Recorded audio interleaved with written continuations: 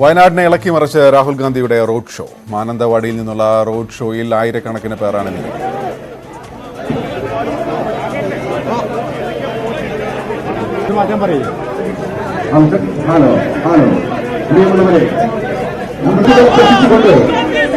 രാഹുൽ ഗാന്ധി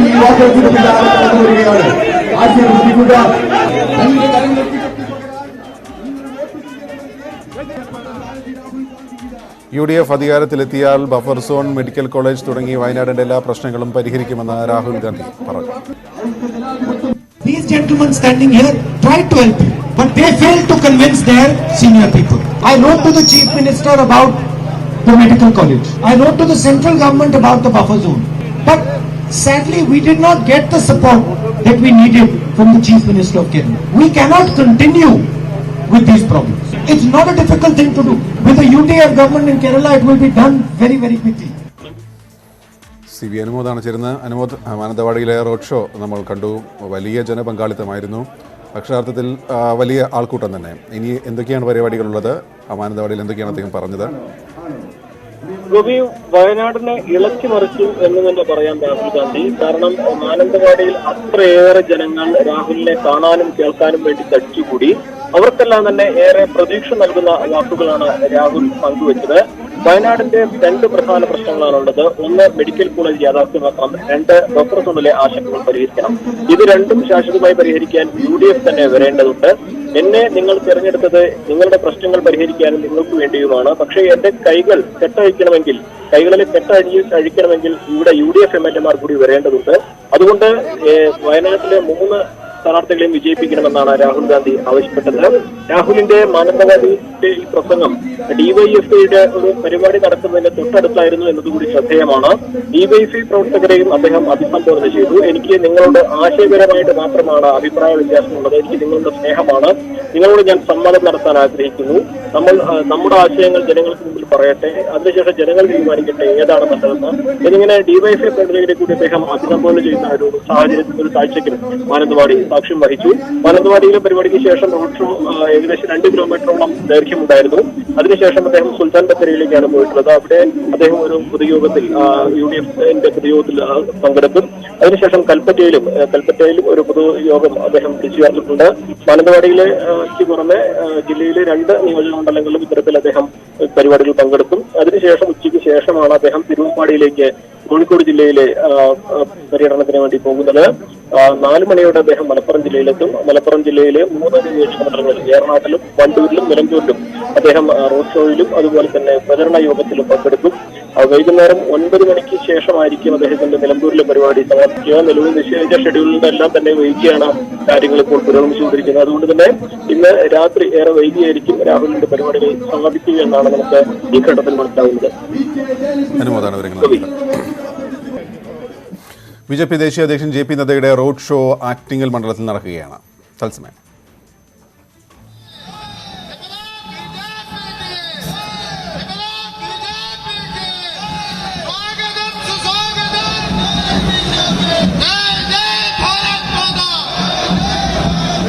വീതിയിലൂടെ കടന്നു വരുന്നു അഡ്വക്കേറ്റ് സുധീർണ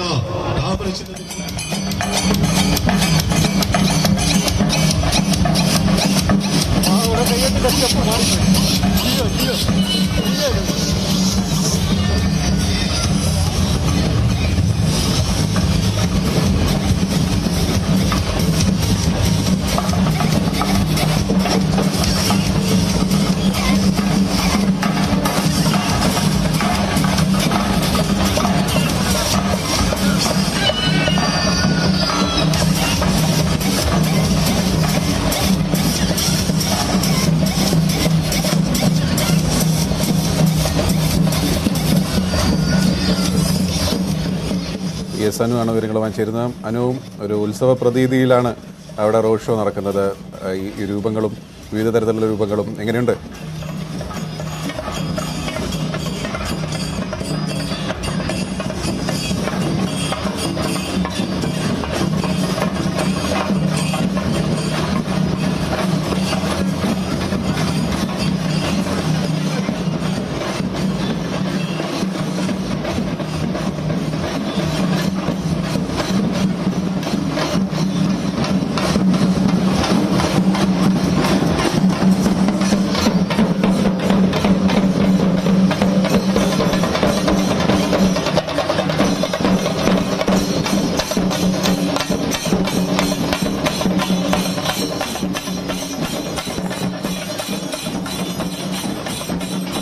ഇപ്പോൾ അനു ചേരുന്നു എന്ന് പ്രതീക്ഷിക്കുന്നു. അനു, ചെണ്ടമേളയും കൊട്ടും പാട്ടുമൊക്കെയായും ഒരു ഉത്സവാന്തരീക്ഷം, എങ്ങനെയുണ്ട് road show? Sujin, Gopi JP നദ്ദയുടെ റോഡ് ഷോ ആറ്റുകളിൽ ആരംഭിച്ചിരിക്കുന്നു. ഏതാണ്ട് 11 മണിയോട് കൂടിയാണ് റോഡ് ഷോ ആരംഭിച്ചത്. ഇന്നലെ രാത്രി തിരുവനന്തപുരത്തെത്തിയ അദ്ദേഹം ഇന്നിപ്പോൾ ആറ്റുകളിലെ റോഡ് ഷോ, അതിനുശേഷം കരുനാഗപ്പള്ളിയിൽ അവിടെ ഒരു പൊതുയോഗത്തിൽ പങ്കെടുക്കുന്നുണ്ട്. തുടർന്ന് അമൃതാനന്ദമയി മഠം സന്ദർശിക്കും. അമൃതാനന്ദമയുമായി കൂടിക്കാഴ്ച, അതിനുശേഷം ഉച്ചഭക്ഷണം കഴിച്ച് അദ്ദേഹം വീണ്ടും ആറന്മുള, ചങ്ങനാശ്ശേരി തുടങ്ങിയ ഇടങ്ങളിലേക്കും പോകും. ഏതായാലും ആറ്റുകളിൽ വലിയ ജനം, പ്രത്യേകിച്ച് BJP പാർട്ടി പ്രവർത്തകരാണ് ഇവിടെ JP നദ്ദ റോഡ് ഷോയിൽ പങ്കെടുക്കുന്നത്. BJP സംസ്ഥാന ജനറൽ സെക്രട്ടറിമാരിൽ ഒരാളായ P. സുധീറാണ് ഇവിടുത്തെ സ്ഥാനാർത്ഥി. ഈ റോഡ് ഷോ അവസാനിക്കുന്ന ഇടത്ത് വെച്ച് അദ്ദേഹം മാധ്യമങ്ങളോട് സംസാരിക്കുമെന്നാണ് പറയുന്നത്. ഏതായാലും റോഡ് ഷോ ഇപ്പോൾ വളരെ ആവേശത്തോടുകൂടി, പ്രവർത്തകരുടെ വലിയ പങ്കാളിത്തത്തോടുകൂടി ഇവിടെ മുന്നേറുകയാണ്. അനുവാണ് വിവരങ്ങൾ നൽകിയത്.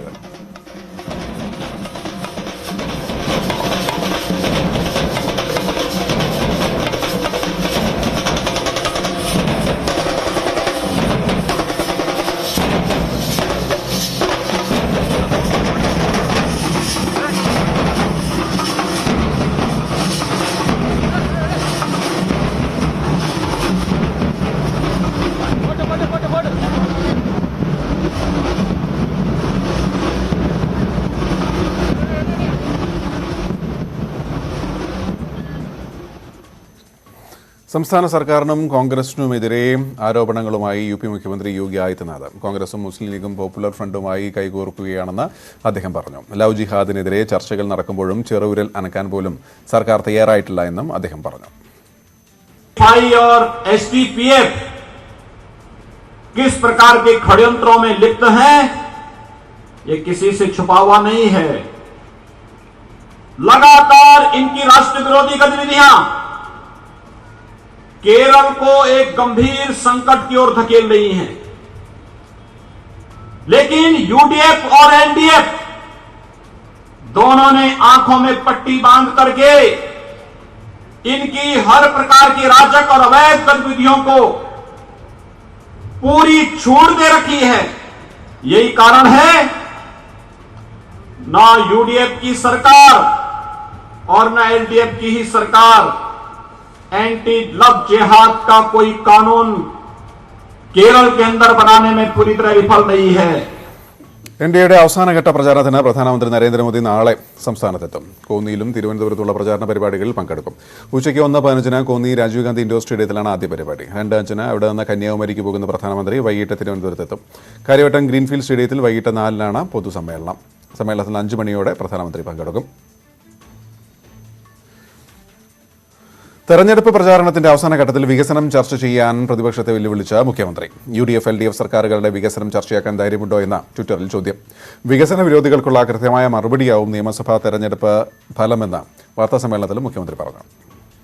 സംഘപരിവാറിന്റെ കൈപിടിച്ച് കേന്ദ്ര ഏജൻസികളുടെ അകമ്പടിയോടെ കേരളത്തിലെ LDFനെ തകർക്കാൻ ഒരുമ്പെട്ടിറങ്ങിയ UDFന് ഈ തെരഞ്ഞെടുപ്പ് കഴിയുമ്പോൾ കേരള രാഷ്ട്രീയത്തിൽ വലിയ റോൾ തന്നെ ഇല്ലാതായി വരും.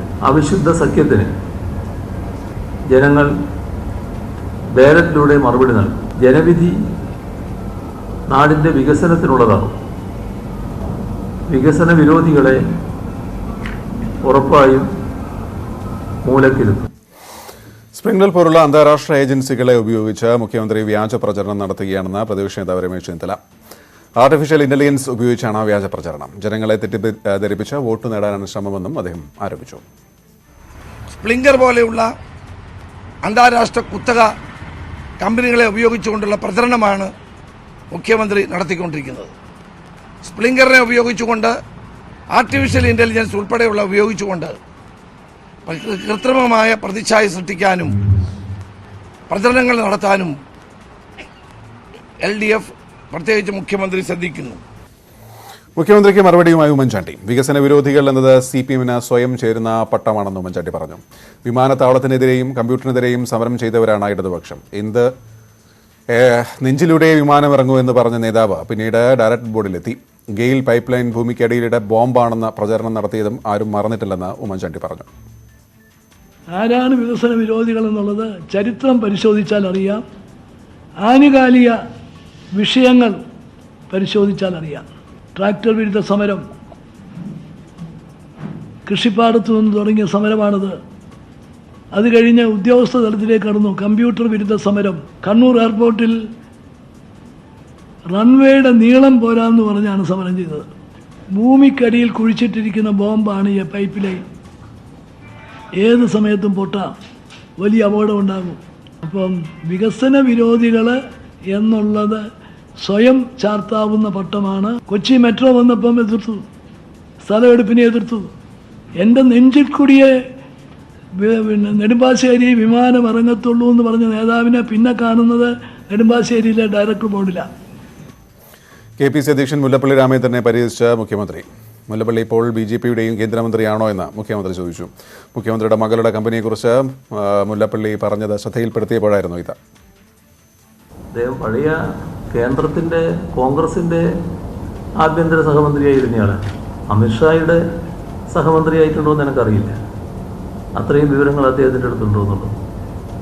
ആഗ്രഹത്തിനനുസരിച്ച് കാര്യങ്ങൾ നടക്കണമെങ്കിൽ നിങ്ങൾ ആരെയാണോ ക്രൂശിക്കാൻ പുറപ്പെടുന്നത് അയാൾ കൂടി സഹായിക്കണം. എങ്ങനെ? ചില അബദ്ധങ്ങൾ, തെറ്റുകളൊക്കെ കാണിക്കണം. സാധാരണ നിലയിൽ നിന്ന് വ്യത്യസ്തമായിട്ട് ചെയ്യണം. എന്തേ മുല്ലപ്പള്ളി രാമചന്ദ്രന് സകല കഴിവെടുത്ത് പ്രയോഗിച്ചിട്ടും ഒന്നും ചെയ്യാൻ പറ്റാതിരുന്നു? ആ ഓലപ്പാമ്പൊന്നും കാണിച്ച് ഭയപ്പെടുത്താൻ നോക്കണ്ട. മുഖ്യമന്ത്രി പറഞ്ഞ ബോംബിനെ കുറിച്ച് തനിക്കറിയില്ലെന്ന പ്രതിപക്ഷ നേതാവ്. പിണറായി വിജയൻ ഭീരുവായതിനാലാണ് ബോംബിനെ കുറിച്ച് പറയുന്നത്. ഏതെങ്കിലും ഒരു തനത് പദ്ധതി ഉയർത്തിക്കാട്ടാൻ പിണറായി വിജയന് കഴിയുന്നുണ്ടോ എന്നും രമേശ് ചെന്നിത്തല ചോദിച്ചു. എനിക്കൊരറിവില്ല. അദ്ദേഹം പക്ഷെ പേടിച്ചിരിക്കുന്നു എന്നുള്ളതാണ്. മുഖ്യമന്ത്രി ആകെ പേടിച്ച് വിറച്ചിരിക്കുകയാണ്. അതാണ് ഇങ്ങനെ തന്നെത്താൻ മുൻകൂർ ജാമ്യം എടുക്കുന്നത്. ബോംബ് വരുന്നു എന്നും പറഞ്ഞ്. പേടിയില്ലെങ്കിൽ പിന്നെ വരട്ടതല്ലേ വെക്കണ്ട. അതെങ്ങനെ വിളിച്ചു പോകുന്നതിന്? ഭീരുവാണ് അങ്ങനെ വിളിച്ചു പറയുന്നത്. പിണറായി വിജയൻ വെറും ഒരു ഭീരുവാണ്. ബോംബ് എന്താണെന്ന് മുഖ്യമന്ത്രി തന്നെ വ്യക്തമാക്കണമെന്ന് ഉമ്മൻചാണ്ടി. തന്റെ കൈവശം ബോംബില്ല. ബോംബ് എന്താണെന്ന് അറിയാവുന്ന ആൾ തന്നെ അത് പറയുന്നതാണ് ശരിയെന്നും അദ്ദേഹം പറഞ്ഞു. എൻ്റെ ഈ ബോംബൊന്നുമില്ല. ഞാനിതുവരെ ബോംബ് ഉണ്ടാക്കിയിട്ടുമില്ല, ബോംബ് ഉപയോഗിച്ചിട്ടുമില്ല. ബോംബെന്ന് കേട്ടാൽ ആ വഴി അവിടെ പോകത്തില്ല. പക്ഷേ ബോംബെന്ന് പറഞ്ഞത് ആരാ? ആ ആളിനോട് ചോദിക്കണം. ബോംബിനെ കുറിച്ച് എന്തെങ്കിലും അറിയാമെങ്കിൽ ആ ആളത് വെളിപ്പെടുത്തേണ്ടതാണ്. ബോംബിനെ കുറിച്ച് പറയുകയും ബോംബിന്റെ വിശദാംശങ്ങൾ പറയാതിരിക്കുകയും ചെയ്യുന്ന കുറ്റകരമാണ്. ആഴക്കടൽ മത്സ്യബന്ധനവുമായി ബന്ധപ്പെട്ട് EMCCയുമായി ഉണ്ടാക്കിയ ധാരണാപത്രം റദ്ദാക്കിയിട്ടും അത് റദ്ദാക്കിയിട്ടില്ല എന്ന് പറയുന്നതിന് പിന്നിൽ ഗൂഢലക്ഷ്യമുണ്ടെന്ന് മുഖ്യമന്ത്രി. തീരദേശത്തെ ജനങ്ങളെ തെറ്റിദ്ധരിപ്പിക്കാനാണ് ശ്രമിക്കുന്നതെന്നും അദ്ദേഹം പറഞ്ഞു. റദ്ദാക്കിയ ധാരണാപത്രം റദ്ദാക്കിയിട്ടില്ല എന്ന് പറയുന്നതിൻ്റെ ഉദ്ദേശം എന്താണ്? തീരദേശത്തെ ജനങ്ങളെ തെറ്റിദ്ധരിപ്പിക്കാനാകും ആ ശ്രമത്തിൻ്റെ ഭാഗമാണ്. ഇപ്പം എല്ലാ കാര്യങ്ങളും പുറത്തു വന്നു. എന്നാൽ ആ പുറത്തു വന്ന കാര്യങ്ങൾ സമ്മതിക്കാൻ തയ്യാറല്ല. പിന്നെ അവിടുന്ന് ഉരുണ്ട് കളിക്കാനാണ് തയ്യാറാക്കുന്നത്. വോട്ടർ പട്ടികയിൽ വ്യാജന്മാരെ ചേർത്തത് CPM ആണെന്ന് പ്രതിപക്ഷ നേതാവ്. സർവീസ് സംഘടനയിലുള്ളവരെ ഉപയോഗിച്ചാണ് വോട്ടർ പട്ടികയിൽ വ്യാജന്മാരെ കുത്തിനിറച്ചത്. വോട്ടർമാർക്ക് ഇത് പങ്കില്ല. വ്യാജ വോട്ട് തടയാൻ തെരഞ്ഞെടുപ്പ് കമ്മീഷൻ സ്വീകരിക്കുന്ന നടപടികൾ കാര്യക്ഷമമല്ലെന്നും അദ്ദേഹം കുറ്റപ്പെടുത്തി. ഓരോ നിയോജക മണ്ഡലത്തിലും 10,000-ഓളം വോട്ടുകൾ ചേർത്തുകൊണ്ട്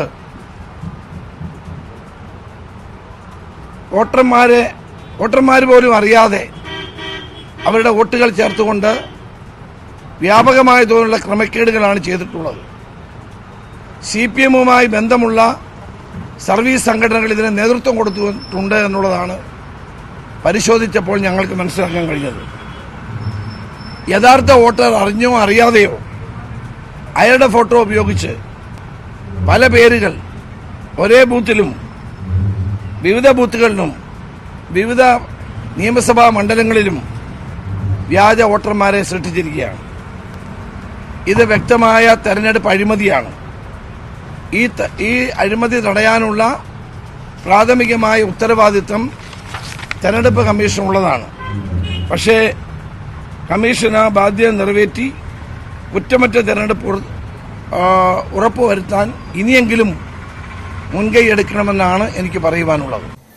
ഈ തെരഞ്ഞെടുപ്പിൽ ശബരിമല വിഷയമാവില്ലെന്ന് CPI നേതാവ് കനയ്യകുമാർ. കേരളത്തിൽ തുടർഭരണം ഉറപ്പാണെന്നും കനയ്യ തൃത്താലയിൽ പറഞ്ഞു. കേരളത്തിലെ ജനങ്ങൾ മതവും രാഷ്ട്രീയവും രണ്ടായി കാണുന്നവരാണ്. LDF ആർക്കും എതിരല്ലെന്നും അദ്ദേഹം പറഞ്ഞു. This election is not just important for Kerala. This election is very, very much significant for the national political narrative also. When I was coming to Kerala, they said, this time UDF will come into the power. This is the tradition of Kerala. I told them, this was tradition of Kerala. This time LDF will again come into the power. See, one of the BJP senior leaders said it.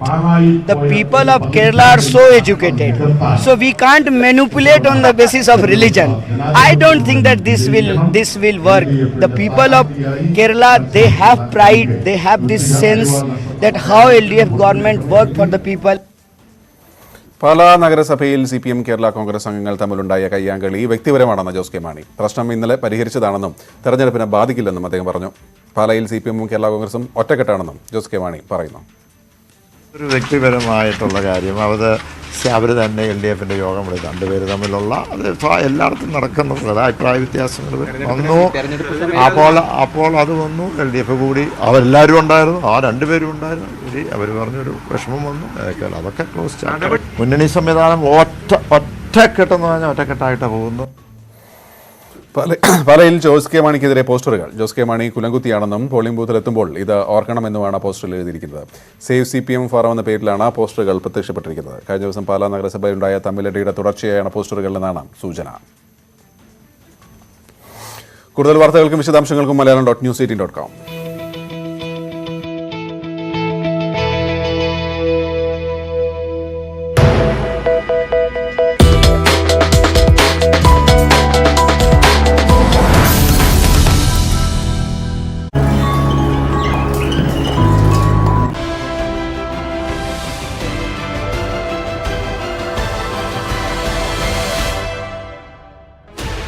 Sixteen channels, 15 languages, 26 states, 1,200 plus reporters, 66.9 crore viewers. India's largest news network, News 18 Network.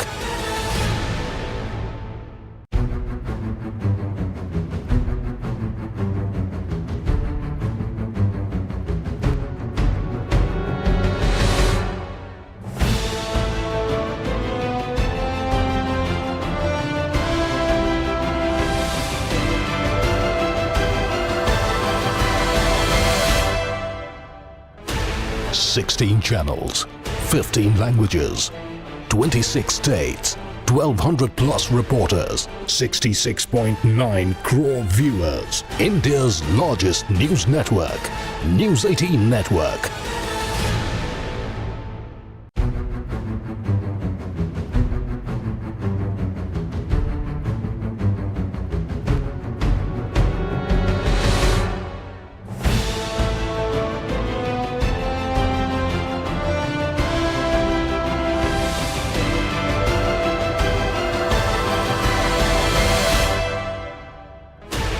Sixteen channels, 15 languages, 26 states, 1,200 plus reporters, 66.9 crore viewers. India's largest news network, News 18 Network.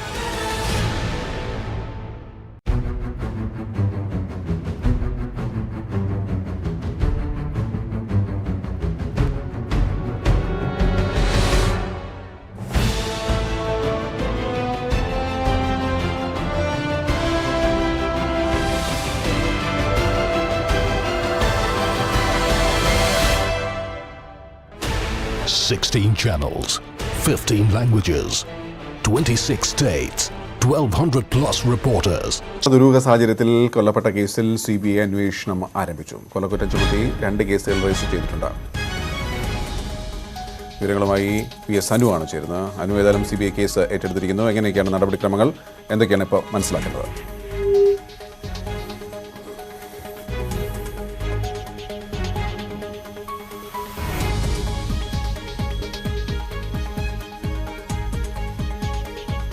Walayar കേസിൽ CBI അന്വേഷണം തുടങ്ങി. 2 കേസുകളെടുത്തിട്ടാണ് അന്വേഷണം തുടങ്ങിയിട്ടുള്ളത്. കോഴിക്കോട് ജില്ലാ കളക്ടറുടെ വാഹനത്തിന് നേരെ ആക്രമണം. Collectorate കോമ്പൗണ്ടിൽ പാർക്ക് ചെയ്തിരുന്ന വാഹനത്തിന്റെ ചില്ല് തകർത്തു. എടക്കാട് സ്വദേശിയായ പ്രമോദിനെ പോലീസ് പിടികൂടി. വോട്ടിംഗ് മെഷീൻ തകർത്ത കേസിലെ പ്രതിയാണ്. പ്രതിക്ക് മാനസികാസ്വാസ്ഥ്യമുള്ള സംശയിക്കുന്നുവെന്ന് കോഴിക്കോട് ജില്ലാ കളക്ടർ പറഞ്ഞു. ഷഹീദാണ് ചേരുന്നത്. ഷഹീദ്, ഇയാളെക്കുറിച്ചുള്ള വിവരങ്ങൾ അധികാരികൾ നൽകുന്നുണ്ടോ? ഗോപി, രാവിലെ 10 മണിയോടെയാണ് കോഴിക്കോട് ജില്ലാ കളക്ടർ സാംബശിവ റാവുവിന്റെ ഔദ്യോഗിക വാഹനത്തിനെതിരെ ആക്രമണം ഉണ്ടായത്. കളക്ടർ വാഹനത്തിൽ നിന്നിറങ്ങി ചേംബറിലേക്ക് പ്രവേശിച്ച ഉടനെ കല്ലുമായി വന്ന അക്രമി ചില്ലുകൾ തകർക്കുകയായിരുന്നു. കളക്ടറേറ്റ് വരാന്തയിലേക്ക് കയറി സർക്കാരിനെതിരെ ചില മുദ്രാവാക്യങ്ങൾ ഇയാൾ വിളിക്കുകയും ചെയ്തു. മാവോയിസ്റ്റ് ഏറ്റുമുട്ടൽ, കൊലപാതകം, വാളയാർ പീഡനം, TP ചന്ദ്രശേഖരൻ വധം തുടങ്ങിയ വിഷയങ്ങളിൽ സർക്കാരിനെതിരെ മുദ്രാവാക്യം വിളിച്ചു. ഉടൻ സുരക്ഷാ ഉദ്യോഗസ്ഥരെത്തി ഇയാളെ കസ്റ്റഡിയിലെടുക്കുകയായിരുന്നു. കോഴിക്കോട് എടക്കാട് സ്വദേശി പ്രമോദാണ് ഇപ്പോൾ ഈ ആക്രമണം നടത്തിയത്. പോലീസ് കസ്റ്റഡിയിലുള്ളത്. ഈ കഴിഞ്ഞ ലോക്സഭാ തെരഞ്ഞെടുപ്പ് സമയത്ത് വോട്ടിംഗ് യന്ത്രം തകർത്ത കേസിൽ ഇദ്ദേഹം ജയിൽ ശിക്ഷ അനുഭവിച്ചിട്ടുണ്ട്. വോട്ട് ചെയ്ത ശേഷം തൊട്ടു പിന്നാലെ വോട്ടിംഗ് യന്ത്രം ഇയാൾ തകർക്കുകയായിരുന്നു. ഇയാൾ നേരത്തെ CPI ML പ്രവർത്തകനായിരുന്നു എന്നുള്ള വിവരം കൂടി നമുക്ക് ലഭിക്കുന്നുണ്ട്. അതേസമയം ഈ പ്രതിക്ക് മാനസികാസ്വാസ്ഥ്യമുണ്ടെന്ന് സംശയിക്കുന്നതായുള്ള ഒരു വിവരമാണ് ജില്ലാ കളക്ടർ സാംബശിവ റാവു അറിയിച്ചിരിക്കുന്നത്. ഏതായാലും നടക്കാവ് പോലീസ് ഇപ്പോൾ പ്രതിയെ ചോദ്യം ചെയ്തു വരികയാണ്. ശരി. ക്രിസ്തുദേവന്റെ അന്ത്യ അത്താഴ സ്മരണയിൽ ക്രൈസ്തവർ ഇന്ന് പെസഹ ആചരിക്കുന്നു. എറണാകുളം സെന്റ് മേരീസ് ബസിലിക്കയിൽ രാവിലെ 7 നടന്ന കാൽകഴുകൽ ശുശ്രൂഷകൾക്ക് കർദിനാൾ ജോർജ് ആലഞ്ചേരി നേതൃത്വം നൽകി. പരസ്പര ശുശ്രൂഷയുടെ അടയാളമായ കാൽകഴുകലിന് ഇന്നത്തെ കാലത്ത് വലിയ പ്രസക്തിയുണ്ടെന്ന് അദ്ദേഹം പറഞ്ഞു. എളിമയുടെയും സ്നേഹത്തിന്റെയും പ്രതീകമായി ക്രിസ്തു തന്റെ 12 ശിഷ്യന്മാരുടെയും കാലുകൾ കഴുകി അവർക്കൊപ്പം ഭക്ഷണം കഴിച്ചതിന്റെ ഓർമ്മ പുതുക്കലാണ് വിശ്വാസികൾക്ക് പെസഹ ദിനാചരണം. വിശുദ്ധ കുർബാന സ്ഥാപിച്ച ദിനം കൂടിയാണ് പെസഹ വ്യാഴം. ദിനാചരണത്തിന്റെ ഭാഗമായി ദേവാലയങ്ങളിൽ പ്രത്യേക പ്രാർത്ഥനാ ചടങ്ങുകൾ നടന്നു. എറണാകുളം സെന്റ് മേരീസ് ബസിലിക്കയിൽ രാവിലെ നടന്ന കാൽകഴുകൽ ശുശ്രൂഷകൾക്ക് കർദിനാൾ ജോർജ് ആലഞ്ചേരി നേതൃത്വം നൽകി.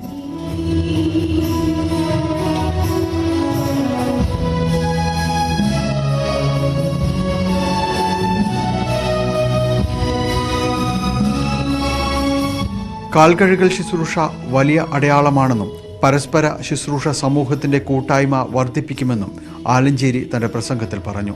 കോവിഡ് കാലഘട്ടത്തിലും തെരഞ്ഞെടുപ്പ് അടുക്കുന്ന സമയത്തും ഇതാവശ്യമാണെന്നും അദ്ദേഹം പറഞ്ഞു. ഈ കോവിഡ് കാലത്ത് കോവിഡ് വാക്സിൻ എടുത്ത് നമ്മെ തന്നെ സുരക്ഷിതരാക്കാൻ പരിശ്രമിക്കുന്ന കാലത്ത്, അതുപോലെ തന്നെ ഓരോരോ പ്രശ്നങ്ങൾ സമൂഹത്തിൽ പൊന്തി വരുമ്പോൾ അതിനെയെല്ലാം പരിഹരിക്കുവാൻ പരിശ്രമിക്കുന്ന നമുക്ക്, തെരഞ്ഞെടുപ്പിലേക്ക് നീങ്ങിക്കൊണ്ടിരിക്കുന്ന നമുക്ക് പരസ്പരം ശുശ്രൂഷകളുടെയും ഐക്യത്തിന്റെയും സമാധാനത്തിന്റെയുമായ ശുശ്രൂഷ ചെയ്യുവാനുള്ള ഉത്തരവാദിത്വം കർത്താവ് പ്രത്യേകം ഭരമേൽപ്പിക്കുകയാണ്. ലത്തീൻ സഭയായ വരാപ്പുഴ അതിരൂപതയിൽ രാവിലെ സെന്റ് ഫ്രാൻസിസ് അസീസി കത്തീഡ്രലിൽ നടന്ന ചടങ്ങുകൾക്ക് arch bishop doctor Joseph Kalathiparambil മുഖ്യ കാർമ്മികത്വം വഹിച്ചു. വരാപ്പുഴ അതിരൂപത കാൽകഴുകൽ ശുശ്രൂഷകൾ ഒഴിവാക്കിയിട്ടുണ്ട്. വൈകുന്നേരവും സംസ്ഥാനത്തെ വിവിധ ദേവാലയങ്ങളിൽ തുടർച്ചയായി ചടങ്ങുകൾ നടക്കും. കോവിഡ് പ്രോട്ടോകോൾ പാലിച്ചാണ് ദേവാലയങ്ങളിൽ ചടങ്ങുകൾ നടക്കുന്നത്. ന്യൂസ് 18 കൊച്ചി. കൂടുതൽ വാർത്തകൾക്കും വിശദാംശങ്ങൾക്കും malayalam.news18.com.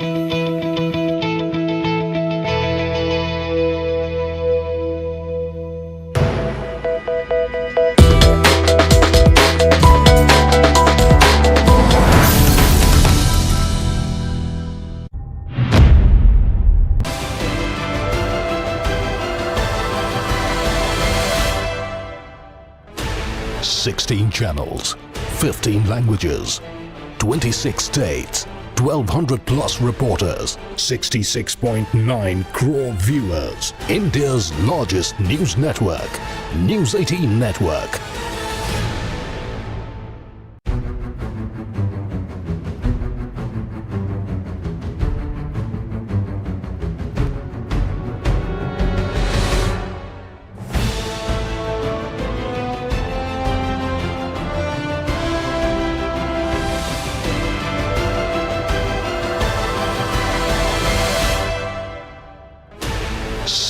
channels, 15 languages, 26 states, 1,200 plus reporters, 66.9 crore viewers. India's largest news network, News 18 Network.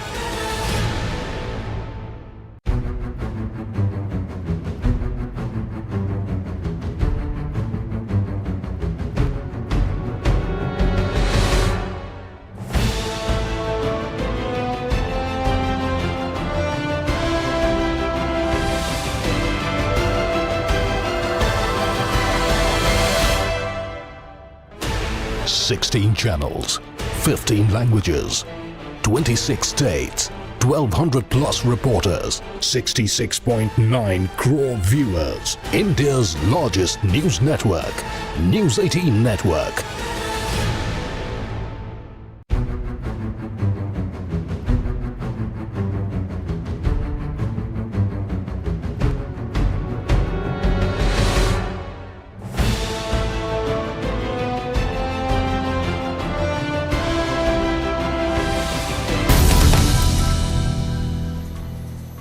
Bengal, Assam സംസ്ഥാനങ്ങളിൽ രണ്ടാംഘട്ട വോട്ടെടുപ്പ് പുരോഗമിക്കുന്നു. രാവിലെ 7 മണി മുതൽ വോട്ടർമാരുടെ നീണ്ട നിരയാണ് ദൃശ്യമാവുന്നത്. 10 മണിവരെ ബംഗാളിൽ 15.72%, അസമിൽ 10.51% വോട്ട് രേഖപ്പെടുത്തി. ബംഗാളിൽ 30 മണ്ഡലങ്ങളിലും അസമിൽ 39 മണ്ഡലങ്ങളിലുമാണ് വോട്ടെടുപ്പ് നടക്കുന്നത്.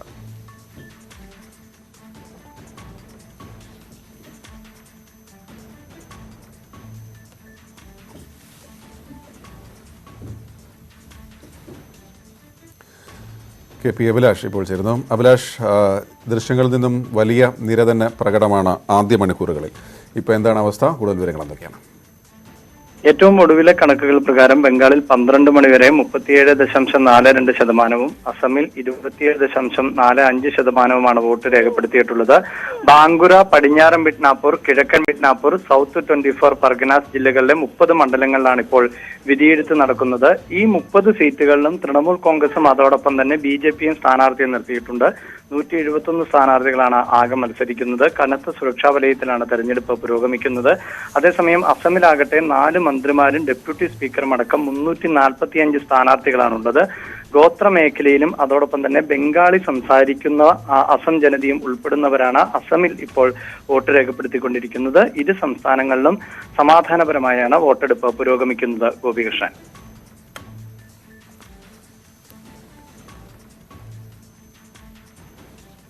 അഭിലാഷാണ് വിവരങ്ങൾ നൽകിയത്.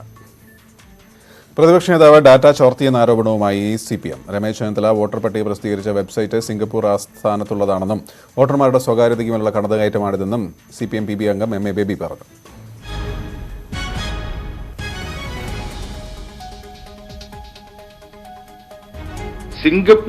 സിംഗപ്പൂർ ബേസ്ഡ് ആയിട്ടുള്ള വെബ്സൈറ്റാണ് ഇത് ഹോസ്റ്റ് ചെയ്തിരിക്കുന്നത്. ഇത് ഈ 4 ലക്ഷത്തിൽ ചില്ലുവാനം ആളുകളുടെ സ്വകാര്യതയുടെ മേലുള്ള കൈകടത്തലാണ് ഇന്ത്യക്ക് പുറത്തുള്ള ഒരു വിദേശ രാഷ്ട്രത്തിലെ വെബ്സൈറ്റ് ഇത് ഈ വിവരങ്ങൾ മുഴുവൻ ഹോസ്റ്റ് ചെയ്തിരിക്കുന്നത്. ഗൗരവമുള്ള പ്രശ്നമാണ്.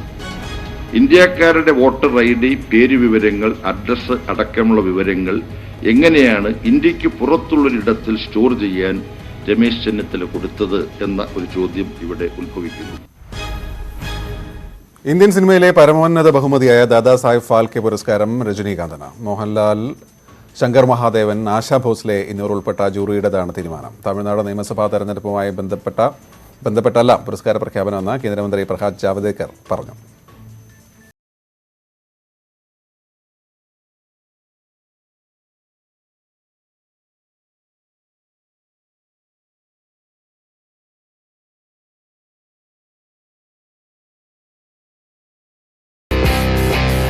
We are happy to announce Rajnikant's name as suggested by juries for Dada Saheb Phalke Award.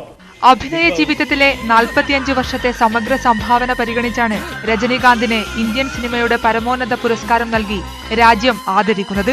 1996 ശേഷം ഫാൽക്കെ പുരസ്കാരം ലഭിക്കുന്ന ആദ്യ ദക്ഷിണേന്ത്യൻ നടനും തമിഴ് ചലച്ചിത്ര മേഖലയിൽ പുരസ്കാരം നേടുന്ന 3ാമത്തെ പ്രതിഭയുമാണ് സ്റ്റൈൽ മന്നൻ.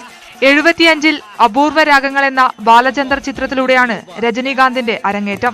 ആദ്യകാലങ്ങളിൽ വില്ലൻ വേഷങ്ങളിൽ തിളങ്ങിയെങ്കിലും 80കളിൽ ബില്ല ഉൾപ്പെടെയുള്ള ഹിന്ദി റീമേക്ക് ചിത്രങ്ങളാണ് രജനീകാന്തിനെ താരപദവിയിലേക്ക് ഉയർത്തിയത്. 2007-ൽ പത്മഭൂഷണും 2016-ൽ പത്മവിഭൂഷണും ലഭിച്ചു. വിദേശ രാജ്യങ്ങളിൽ ഏറ്റവും കൂടുതൽ ആരാധകരുള്ള ദക്ഷിണേന്ത്യൻ താരങ്ങളിൽ ഒരാൾ കൂടിയാണ് രജനീകാന്ത്. പുരസ്കാര നേട്ടത്തെ പ്രധാനമന്ത്രിയും ഇന്ത്യൻ ചലച്ചിത്ര ലോകവും അഭിനന്ദിച്ചു. എന്നാൽ തമിഴ്നാട് നിയമസഭാ തെരഞ്ഞെടുപ്പ് അടുത്തിരിക്കെയുള്ള പുരസ്കാര പ്രഖ്യാപനം രാഷ്ട്രീയ നീക്കമാണോ എന്ന ചോദ്യങ്ങളെ കേന്ദ്ര സർക്കാർ തള്ളി. फिल्म दुनिया का पुरस्कार है और रजनीकांत 50 साल से काम कर रहे हैं. सवाल भी ठीक पूछना चाहिए.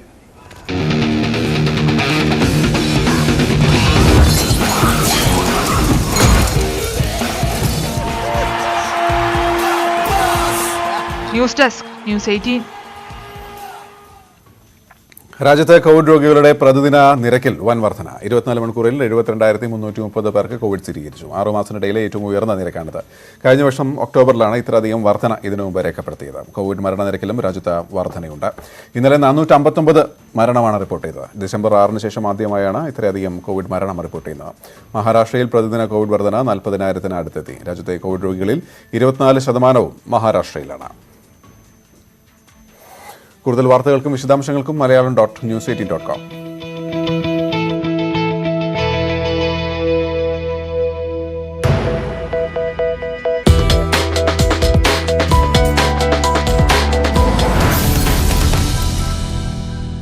അച്ഛന് പിന്നെയും വയ്യാണ്ടായല്ലോ. കയ്യിലാണ് 5 പൈസയില്ല. Largest news network, News 18 Network.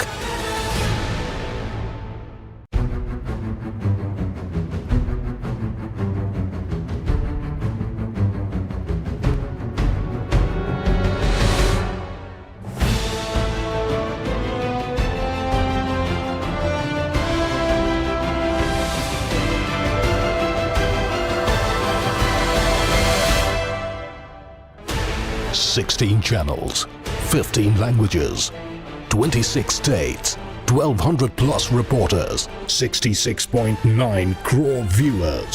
India's largest news network, News 18 Network.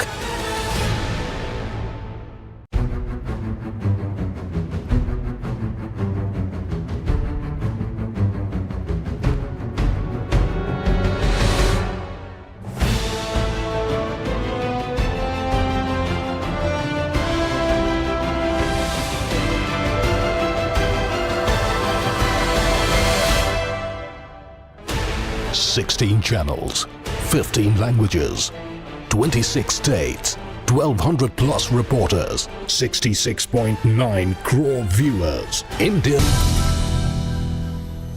ഇനി ഗ്രൗണ്ട് റിപ്പോർട്ടിലേക്ക്.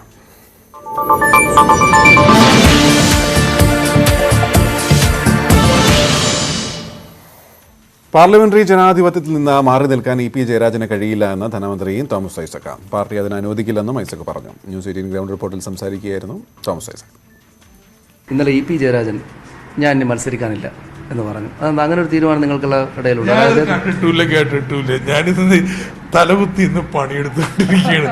ഞാനിങ്ങനെ പത്രത്തിലൊക്കെ ഇന്ന് കാലത്ത് ഇങ്ങനെ കണ്ടു. എനിക്കറിഞ്ഞൂടാ അങ്ങനെ പാർലമെന്ററി രംഗത്ത് നിന്ന് മാറി നിൽക്കുക എന്നതൊരു കമ്മ്യൂണിസ്റ്റ് പാർട്ടിയുടെ ഇടയിലുള്ള മാറിയൊന്നും നിൽക്കാൻ ഇ പി ജയരാജനോ ഒരു നേതാവിനോ കഴിയില്ല. ഇടതുപക്ഷം കേരളം ദീർഘകാലം ഭരിക്കുമെന്ന് ധനമന്ത്രി പറഞ്ഞു. ബംഗാളിലെ പാളം ഉൾക്കൊണ്ടുള്ള തന്ത്രങ്ങളാണ് കേരളത്തിൽ രൂപപ്പെടുത്തിയതെന്നും 2 തവണ MLA-മാർ മാറി നിൽക്കുന്നതിന്റെ ഭാഗമാണെന്നും അദ്ദേഹം പറഞ്ഞു. കേരളത്തില് 5 വർഷത്തെ തുടർഭരണമല്ല. കേരളത്തില് LDF തുടർച്ചയായിട്ട് ഭരിച്ചെടുത്ത് വലിയ ദോഷമുണ്ടായില്ല. അവിടെ ഇപ്പൊ ആളുകളില്ല ബംഗാളിൽ. അപ്പൊ അതിനൊക്കെ പാഠം ഉൾക്കൊണ്ടുകൊണ്ട് ഭരിക്കുക. അതിലിപ്പൊ ഞങ്ങള്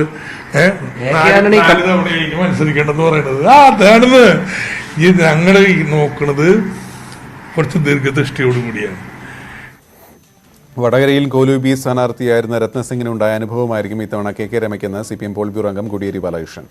1991 വടകരയിൽ തുടങ്ങിയ കോലൂബി പരീക്ഷണം ഇത്തവണ എല്ലായിടത്തുമുണ്ട്. തുടർഭരണം ലഭിക്കാൻ പോകുന്ന ചരിത്രപരമായ തെരഞ്ഞെടുപ്പിന്റെ ഭാഗമാവാനാണ് അസുഖബാധിതനായിട്ടും പ്രചാരണത്തിനിറങ്ങിയതെന്നും കോടിയേരി പറഞ്ഞു. പൊതുപരിപാടികളിൽ നിന്ന് വിട്ടുനിൽക്കുകയായിരുന്ന കോടിയേരി ബാലകൃഷ്ണൻ തെരഞ്ഞെടുപ്പ് പ്രചാരണത്തിൽ വീണ്ടും സജീവമാവുകയാണ്. സർക്കാരിന്റെ ഭരണ നേട്ടങ്ങൾ എണ്ണിപ്പറഞ്ഞാണ് പ്രസംഗം. എന്നാൽ വടകര എത്തിയപ്പോൾ പ്രധാന വിഷയം കോലീബിയായി. ഗുരുവായൂരിലും തലശ്ശേരിയിലും UDF ജയിക്കണമെന്ന് സുരേഷ് ഗോപി പറയുന്നത് ഈ സഖ്യത്തിന്റെ തുടർച്ചയാണെന്ന് കോടിയേരി. വടകരയിൽ കോൺഗ്രസ് മത്സരിക്കരുതെന്ന് ലീഗ് തീരുമാനിച്ചതുകൊണ്ടാണ് KK രമ സ്ഥാനാർത്ഥിയായതെന്നും രത്നസിംഗിന്റെ അനുഭവം ആവർത്തിക്കുമെന്നും കോടിയേരി. ഇവിടെ കോൺഗ്രസ് മത്സരിക്കാൻ പാടില്ല വടകരയിൽ എന്ന തീരുമാനം മുസ്ലിം ലീഗിന്റെ തീരുമാനമാണ്. അതിന്റെ ഭാഗമായിട്ടാണ് ഇപ്പോൾ സ്ഥാനാർത്ഥിയെ ഇവിടെ വിശാലമായൊരു മുന്നണി സ്ഥാനാർത്ഥി വന്നിരിക്കുന്നത്. ഇതൊക്കെ പല ഇലക്ഷനും പലതരത്തിലുള്ള ഇത്തരത്തിലുള്ള ഇടപെടലുണ്ടാകും. ഈ ഇടപെടലൊക്കെ മനസ്സിലാകുന്ന ആളുകളാണ് ഈ മണ്ഡലത്തിലെ വോട്ടർമാർ. ഇവിടെ 91 അന്ന് രത്നസിംഗിനെ നിർത്തിയ അനുഭവം തന്നെയായിരിക്കും ഇത്തവണ വടകരയിൽ സംഭവിക്കാൻ പോകുന്നത് എന്ന് ഇലക്ഷൻ കഴിയുമ്പോൾ നമുക്ക് മനസ്സിലാവും. അസുഖബാധിതനായി പൊതുപരിപാടികളിൽ നിന്ന് വിട്ടുനിൽക്കുകയായിരുന്ന കോടിയേരി പ്രചാരണത്തിൽ വീണ്ടും സജീവമാവാനും കാരണമുണ്ട്. ഇലക്ഷൻ ഇത്തവണ മാറി നിന്നാൽ ഒരു ചരിത്ര സംഭവത്തിൽ പങ്കാളിയാകാൻ സാധിച്ചില്ലല്ലോ എന്ന് ഭാവിയിൽ പരിഗണിക്കേണ്ടി വരും എന്നെനിക്ക് അതുകൊണ്ടാണ് സാധ്യമാകുന്ന വിധത്തിൽ കഴിയാവുന്ന പ്രവർത്തനം ഇത്തവണ ചെയ്യണം എന്ന് തീരുമാനിച്ച് ചില പ്രവർത്തനങ്ങൾ ഏറ്റെടുക്കാൻ ഞാൻ സന്നദ്ധമായിട്ടുള്ളത്. അതിന്റെ ഭാഗമായിട്ടാണ് ഇവിടെ എത്തിയത്. മുഖ്യമന്ത്രിക്ക് അഹന്തയാണെന്ന് ആവർത്തിക്കുക മാത്രമാണ് പ്രതിപക്ഷവും BJPയും ചെയ്യുന്നതെന്നും പൗരത്വ നിയമം നടപ്പാക്കില്ല എന്ന് പ്രഖ്യാപിച്ചതാണോ അഹന്തയെന്നും കോടിയേരി ചോദിച്ചു. ന്യൂസ് 18 കോഴിക്കോട്. നിയമസഭാ തെരഞ്ഞെടുപ്പ് പ്രചാരണം അവസാന ഘട്ടത്തിലെത്തിയതോടെ പരസ്പരം ആരോപണ പ്രത്യാരോപണങ്ങളുമായി കൊച്ചിയിലെ നവരാഷ്ട്രീയ പാർട്ടികളായ V4 പീപ്പിളും 2020. രണ്ടു പാർട്ടികളുടെയും സാന്നിധ്യം കൊച്ചിയിലെ മത്സരത്തെ പ്രവചനാതീതമാക്കി മാറ്റുന്നതിനിടെയാണ് പരസ്പരം പോരടിച്ച് ഇരു പാർട്ടികളും രംഗത്തെത്തിയത്. കൊച്ചിയിലെ കോൺഗ്രസ് വോട്ടുകളിൽ വിള്ളലുണ്ടാക്കി ഇടതുപക്ഷത്തെ സഹായിക്കുകയാണ് 2020യുടെ ലക്ഷ്യമെന്ന് V4 പീപ്പിൾ പാർട്ടി ആരോപിക്കുന്നു. 2020 CPMന്റെ ബി ടീമാണ്.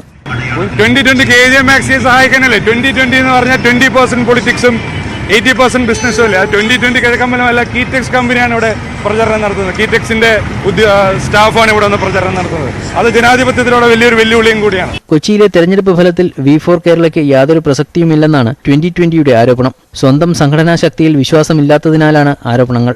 2020ക്ക് എങ്ങനെ ഒരു നല്ല ഒരു സംഘടനയെ ആർക്കും തകർക്കാൻ പറ്റില്ല. അതായത് അചഞ്ചലമായ ദൃഢനിശ്ചയത്തോടുകൂടെ ഒരു പറ്റം ആളുകൾ ഒരു സംരംഭം തുടങ്ങാനായിട്ട് നമ്മൾ നേതൃത്വം കൊടുത്ത് വരുവാണെങ്കിൽ തീർച്ചയായിട്ടും ആ സംഘടനയെ ആർക്കും തകർക്കാൻ പറ്റില്ല.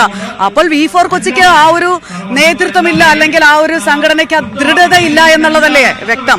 കഴിഞ്ഞ തദ്ദേശ തെരഞ്ഞെടുപ്പിൽ കോർപ്പറേഷൻ വാർഡുകളിൽ ശരാശരി 200 വോട്ടുകൾ V4 കേരള നേടിയിരുന്നു. ചെല്ലാനം പഞ്ചായത്തിൽ 8 വാർഡുകൾ നേടി 2020യും സാന്നിധ്യമറിയിച്ചു. തദ്ദേശ തെരഞ്ഞെടുപ്പിലെ പ്രകടനം ഇരു പാർട്ടികളും ആവർത്തിച്ചാൽ മുന്നണികൾക്ക് തലവേദന കൂടും. ന്യൂസ് 18 കൊച്ചി. ഏറനാട് മണ്ഡലത്തിൽ ഹാട്രിക് ജയത്തിനായി മത്സരിക്കുന്ന PK ബഷീറിന് ഇത്തവണ വെല്ലുവിളി LDF സ്ഥാനാർത്ഥി KT അബ്ദുൾ റഹ്മാനാണ്. ഭൂരിപക്ഷം കൂട്ടുന്നത് മാത്രമാണ് ലക്ഷ്യമെന്ന് ലീഗും UDFും പറയുമ്പോൾ LDF പോരാടുന്നത് അട്ടിമറിക്ക് വേണ്ടിയാണ്. PK ബഷീറിന് 2 തവണയും 10,000-ന് മുകളിൽ ഭൂരിപക്ഷം നൽകിയ മണ്ഡലമാണ് ഏറനാട്. 2011-ൽ 11,246-ഉം 2016-ൽ 12,893-ഉം. മൂന്നാം വട്ടം ഏറനാട്ടിൽ അംഗത്തിനിറങ്ങുന്ന ബഷീറിന് ലക്ഷ്യം ഇതിലും മികച്ച ഭൂരിപക്ഷം. 10 വർഷത്തെ വികസന പ്രവർത്തനങ്ങൾ മുൻനിർത്തിയാണ് പ്രചരണം. ഏറനാട് നിയോജകമണ്ഡലത്തിൽ പഞ്ചായത്തിലെ 159 ബൂത്തിലും വളരെ സജീവമായി ഐക്യ ജനാധിപത്യങ്ങളുടെ തെരഞ്ഞെടുപ്പ് പ്രവർത്തനം നടക്കുന്നു.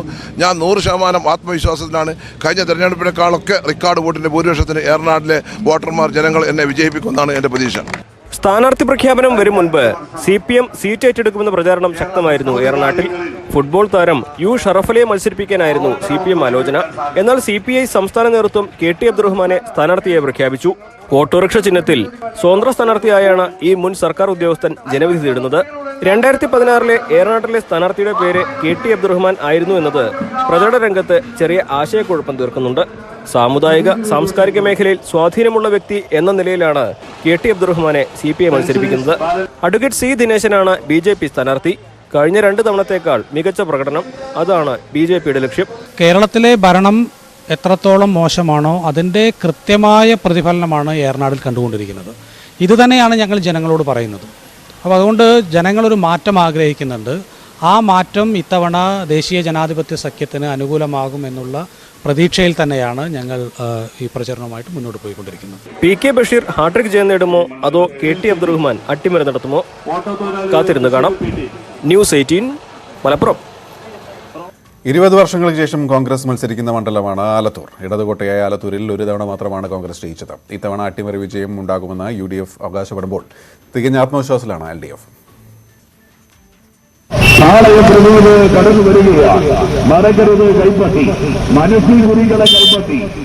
2001-ലാണ് അവസാനമായി കോൺഗ്രസ് ആലത്തൂരിൽ മത്സരിച്ചത്.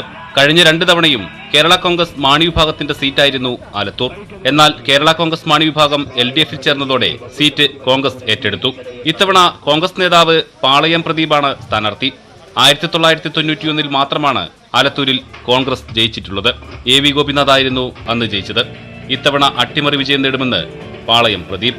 വളരെ ആത്മവിശ്വാസത്തോടുകൂടിയാണ് UDFിൻ്റെ പ്രവർത്തകർ ഇപ്പോൾ തെരഞ്ഞെടുപ്പിന് പ്രവർത്തനവുമായി മുന്നോട്ട് പോകുന്നത്. കാരണം ഞങ്ങൾ ഓരോ മണ്ഡലത്തിലുള്ള പര്യടനമായി മുന്നോട്ട് പോകുമ്പോൾ എല്ലാ രാഷ്ട്രീയ പാർട്ടികളും രാഷ്ട്രീയത്തിന് അതീതമായി ജാതിമത ചിന്തകൾക്ക് അതീതമായിട്ടുള്ളൊരു പിന്തുണയാണ് UDFിൻ്റെ ഒരു സ്ഥാനാർത്ഥി നിലയ്ക്ക് നമുക്ക് ലഭിക്കുന്നത്.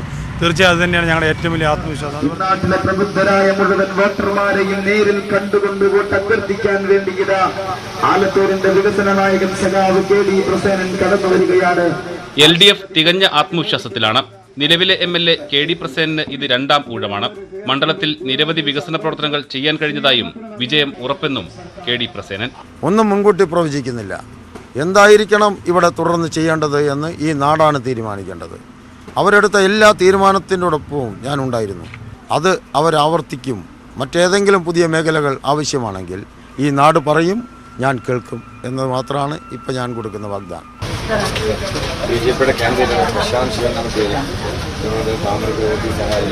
യുവമോർച്ച ജില്ലാ പ്രസിഡന്റ് പ്രശാന്ത് ശിവനാണ് NDA സ്ഥാനാർത്ഥി. ഇത്തവണ നേട്ടം കൊയ്യുമെന്ന് പ്രശാന്ത് ശിവൻ പറയുന്നു. പ്രചരണം വളരെ നല്ല രീതിയിൽ തന്നെ പോയിക്കൊണ്ടിരിക്കുന്നുണ്ട്. ഇതുവരെ ലഭിക്കാത്ത രീതിയിലുള്ള വലിയൊരു സ്വീകാര്യതയാണ് BJPക്ക് ഈ പ്രദേശങ്ങളിൽ നിന്ന് ലഭിക്കുന്നത്. LDF ജയിക്കുമെന്ന് ഉറപ്പിച്ചു പറയുമ്പോൾ ലോക്സഭാ തെരഞ്ഞെടുപ്പിലുണ്ടായതുപോലെയുള്ള അടിയൊഴുക്കുകളിലാണ് മറ്റ് രണ്ട് മുന്നണികളുടെയും പ്രതീക്ഷ. ന്യൂസ് 18 പാലക്കാട്. ഷൈജു ദാമോദരൻ ഇത്തവണ കമന്ററി പറയുന്നത് ഫുട്ബോൾ മത്സരത്തിനല്ല. മലയാളികളെ മുൾമുനയിൽ നിർത്തുന്ന തെരഞ്ഞെടുപ്പ് ആവേശം ഉൾക്കൊണ്ടാണ് ഇത്തവണത്തെ കമന്ററി. ഷൊർണൂരിലെ NDA സ്ഥാനാർത്ഥിക്ക് വേണ്ടിയാണ് ഈ കമന്ററി.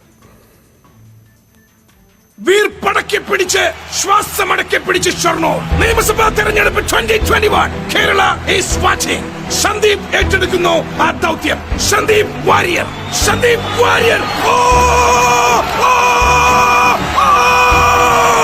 നിങ്ങൾ ഇത് കാണുക. ഷൊർണൂരിന്റെ മണ്ണിൽ why this man is called a genius. Kerala രാഷ്ട്രീയത്തിൽ എന്തുകൊണ്ടാണ് ജീനിയസ് എന്ന വിളിപ്പേരിന് ഷൊർണൂരിന്റെ പ്രിയപുത്രൻ അർഹനായത് എന്ന് അടിവരയിട്ട് തെളിയിക്കുന്ന പ്രകടനം. Sandeep Warrier will win this election for Shoranur. എന്തുകൊണ്ടാണ് ഈ മനുഷ്യൻ ഷൊർണൂരിലെ വോട്ടർമാരുടെ ഹൃദയം കവർന്നതെന്ന് ആവർത്തിച്ചുറപ്പിക്കുന്ന കാഴ്ചകൾ. ഇതാ സന്ദീപ് വാര്യർ വരുന്നു പുതിയ ഷൊർണൂരിനായി. Come on ഷൊർണൂർ, ഒരുമിച്ച് നിൽക്കാം നമുക്ക് സന്ദീപ് വാര്യർക്ക് വേണ്ടി. Let's vote for Sandeep. Let's change Shoranur. ഓരോ വോട്ടും താമര ചിഹ്നത്തിൽ തിരഞ്ഞെടുക്കാം Sandeep വാര്യരെ. Yes we can change Shoranur. We will change Shoranur.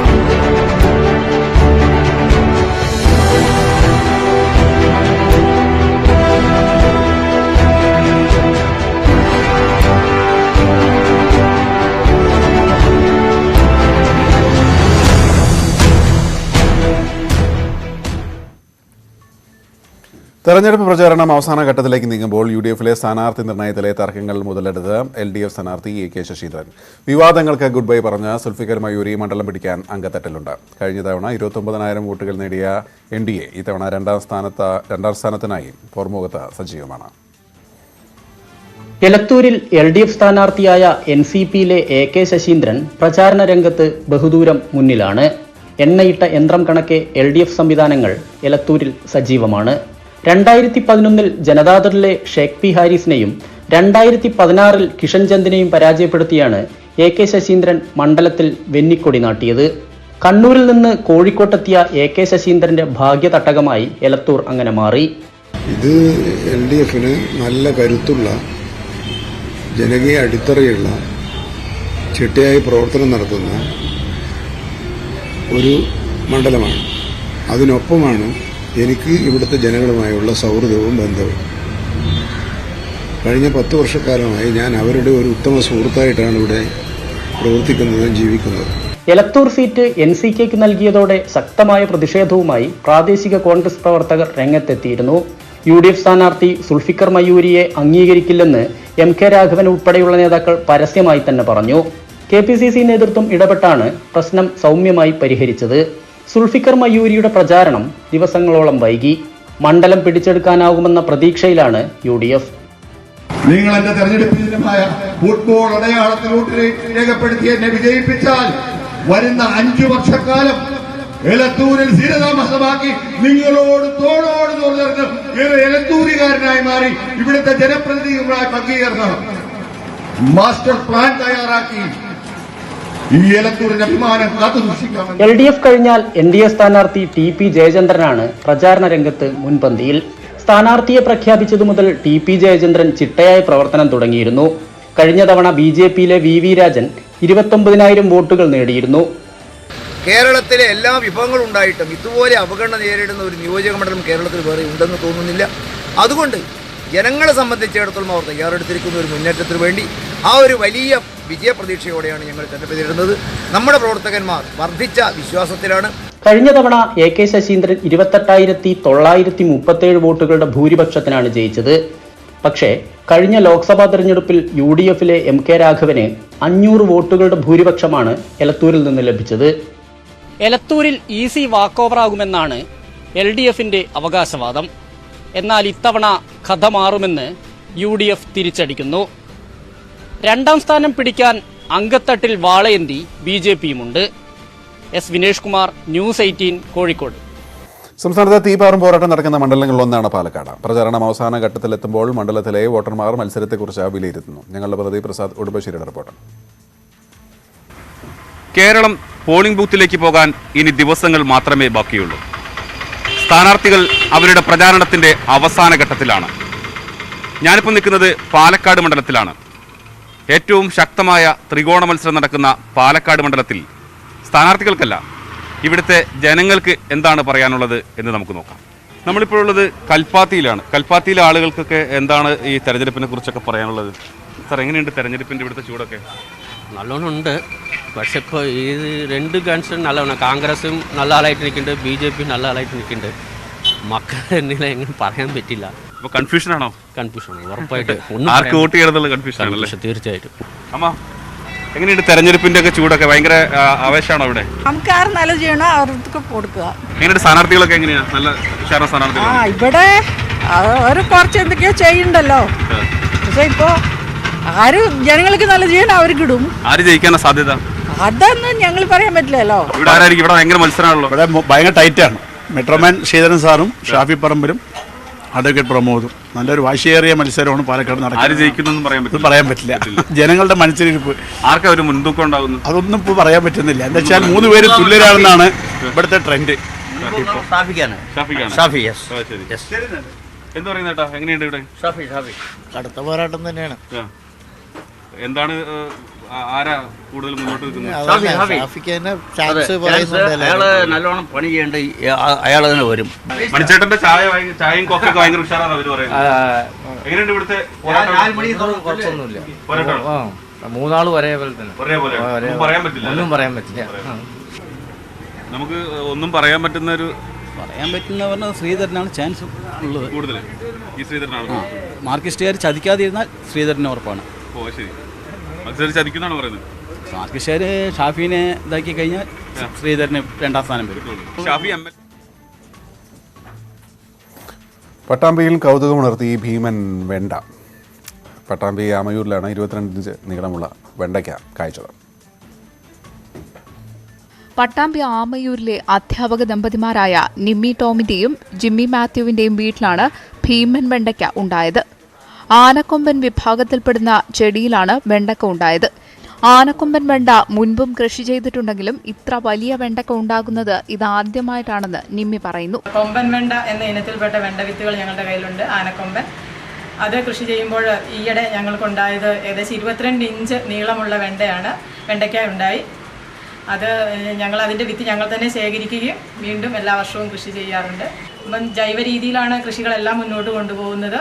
ജോലിക്കിടയിലുള്ള ഒഴിവു സമയങ്ങളിലാണ് ഇവർ കൃഷി ചെയ്യുന്നത്. വെണ്ട കൃഷിക്ക് പുറമെ വീട്ടിലേക്ക് ആവശ്യമായ വിവിധ ഇനം പച്ചക്കറികളായ തക്കാളി, വഴുതന, ക്യാബേജ്, കോളിഫ്ലവർ, ക്യാരറ്റ്, പച്ചമുളക്, ചേന, ചേമ്പ് എന്നിവയെല്ലാം ഇവിടെ കൃഷി ചെയ്യുന്നുണ്ട്. പൂർണ്ണമായും ജൈവ രീതിയിലാണ് കൃഷി. News 18 Pattambi.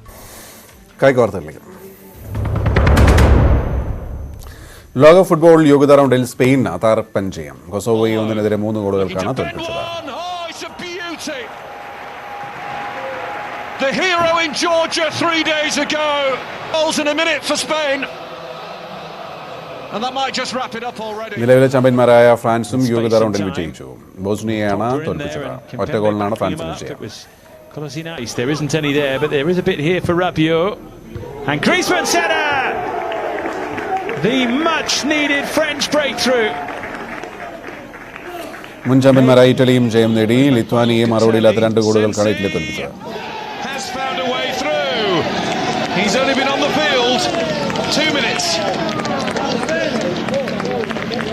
And the substitutions. അതേസമയം മുൻ ചാമ്പ്യന്മാരായ ജർമ്മനി അപ്രതീക്ഷിതമായ തോൽവി വഴങ്ങി. നോർത്ത് മാസിഡോണിയയാണ് ജർമ്മനിയെ തോൽപ്പിച്ചത്.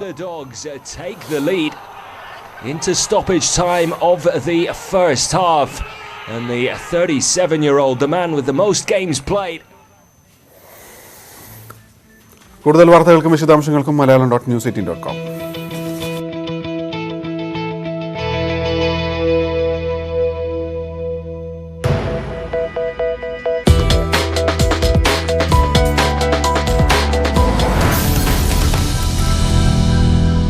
ഈ പരിപാടി